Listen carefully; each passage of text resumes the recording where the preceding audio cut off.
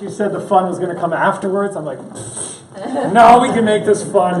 If nothing else, I'm told that I can be relatively entertaining.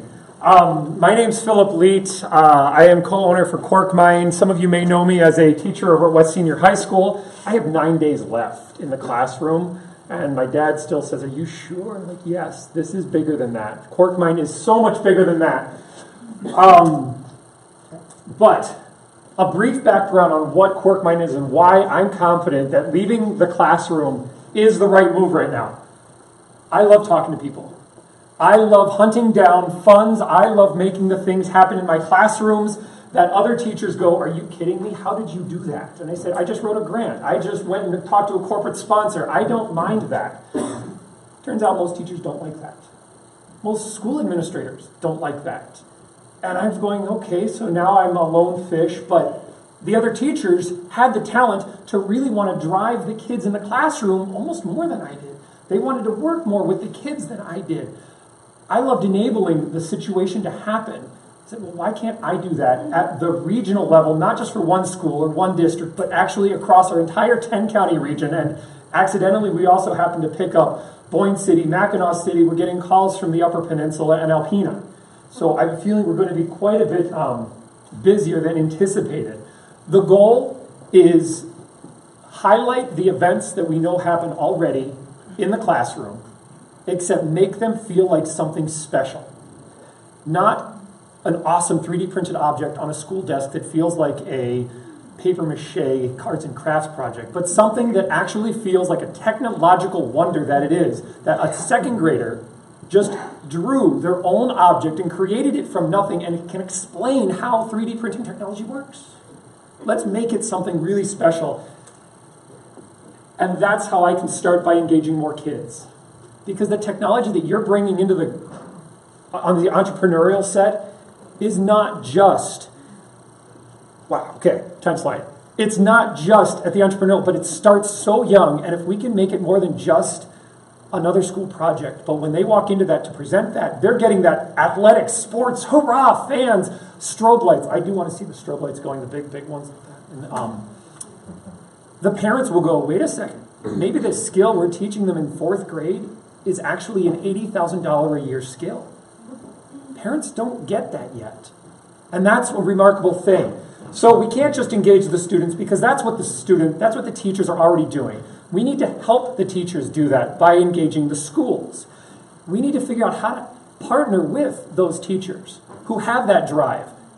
And I'll sit down with them and I'll write the grants and I'll go and talk to the corporate sponsors on their behalf and I'll sit down with the principals to make that happen, because that's what we're doing now to make it easier so that the schools can do their job, which is educating the classroom.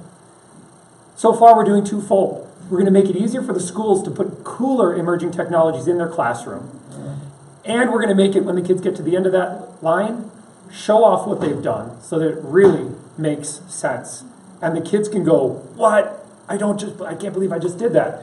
But the real piece that has been missing is this corporate involvement. It doesn't count if just mom and dad know about it. The complaint I've heard over and over from the professional community is that all of our best and brightest kids go to college and then leave, never realizing that we have the 3rd largest chamber in the state of Michigan. We have some of the best incubation ideas for technology, biomedical, automotive, software development, manufacturing here in Traverse City. Parents have no clue that this is going on the large scale. So the kids leave.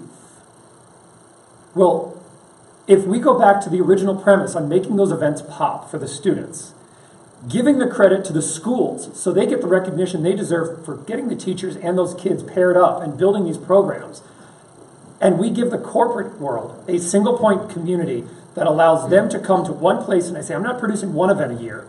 We're producing 24 events a year across the region, all focusing on those students' accomplishments. It's not one internship program at Career Tech Center, which is an awesome program. It's all of a sudden data about students as early as 2nd grade, all the way up through high school, that can be accessible by employers who are looking to recruit and keep kids before they even leave for college.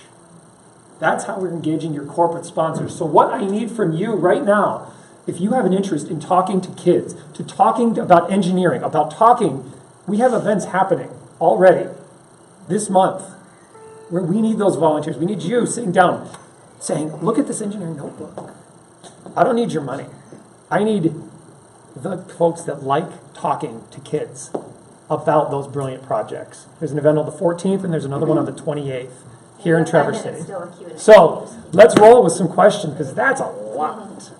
I'm going to step over this side. Yes. So are you going into business doing this? Yes. What's your Quarkmine. business model?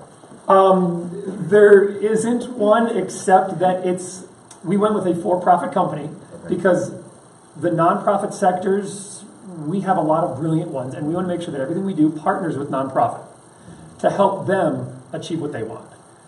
The best business model I can point to is pick the last tech conference you were at. Somebody produced it. It wasn't the nonprofit that it was hosting.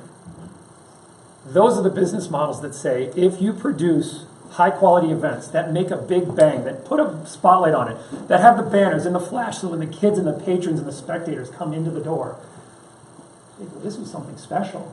All of a sudden, some other things that follow, advertisers follow. The banners that you see hanging on the side of buildings, they want to support community, but they also want to be recognized as an advertisement because they have products to sell also. So all of a sudden, there's a whole new revenue stream that doesn't deplete the need to put money into schools' hands because it's coming out of a different budget. It's coming out of advertising budgets. And that's a neat element, and that's very strategically one of the things we did. Other thoughts? Yes? So give us a concrete example of what it would be. Of an event. Coming up on January 14th, we are hosting an event over at Grand Traverse Academy. It is Grand Traverse Academy's event. For the past 5 years, Grand Traverse Academy and West Senior High School have partnered together. But by now involving Quarkmine, as I'm now stepping out of West Senior High, we can add backdrops. We can add higher quality projectors. We can add better computers that can run the events more seamlessly. We can add judges and volunteers who come out of manufacturers so when the people talk to those students, those aren't parents talking to students, but it's actual potential employers talking to students. Those events, that would be one example. Another one coming up in January 28th, same style, on behalf of TCAPS. Except now that's elementary and middle school. Same idea. It's having the full experience. So over on the side, it's the Michigan State Bomb Squad present with their bomb robots. So when the parents are looking at the kids driving on the field, they're going, wait a second, that's a career over there. And the kids are swarming around it. Little things like that are what make events something special and memorable. So kind of add on to this question, like what kind of tools do you need? Your basic, our inventory of what we use, it's your basic event. It's your pipe and drapes, it's your computers, and we don't need that as much right now because we have what we need. But what we desperately need are those corporate tie-ins. We need, on the 14th, last week, we had Skyscopes with the aerial drones. They're going to come out and do a demo of their quadcopters at January 14th's event because that's a career path. So that when the parents are looking at what these kids are doing, just playing around on the field, having fun, it's not an after-school club. This is a career. And if we can connect those dots for parents, they can start steering those dinner table conversations towards things going, hey, there might be an apprenticeship over there. You ought to check that out. And that's where the real magic starts happening. It's that tie-in. Yes? I love what you're doing. I just don't understand how you're going to make any money doing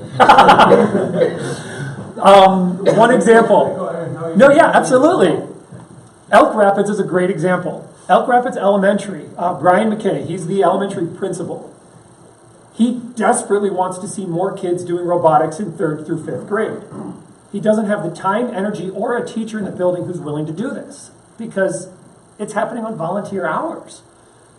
But they have a Rotary charity out there that's been incredibly generous and said, make this happen repeatedly. So we say, well, we'll come out, we'll help you, we'll help make that presentation to them. We will make sure these events go off. We will make sure that Elk Rapids is spotlight, front and center. It's their event. So when Rotary Charities is sponsoring, they're getting, get this, 20 new teams that are going to be rolling out in the fall. Well, they're actually going to be doing their own intramural league system in February and March. And then come next September, they're going to be able to compete at the state level.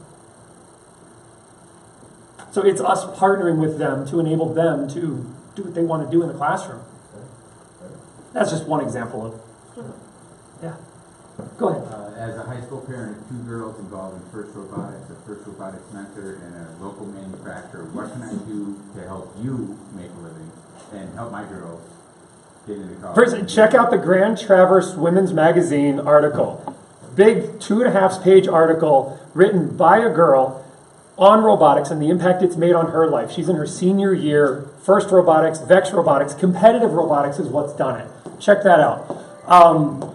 As a manufacturer, the thing that you can do is get engaged at the volunteer level. I don't want you as a volunteer checking in kids at the table. No, I want you as a volunteer talking to them about their engineering design process, because that's where those conversations start happening. At some point, we'll come asking for dollars, but right now, we don't need dollars. What we need are manufacturers and technology companies to put a volunteer forward and say, I want to talk to those kids. I want to help steer them. Thank you.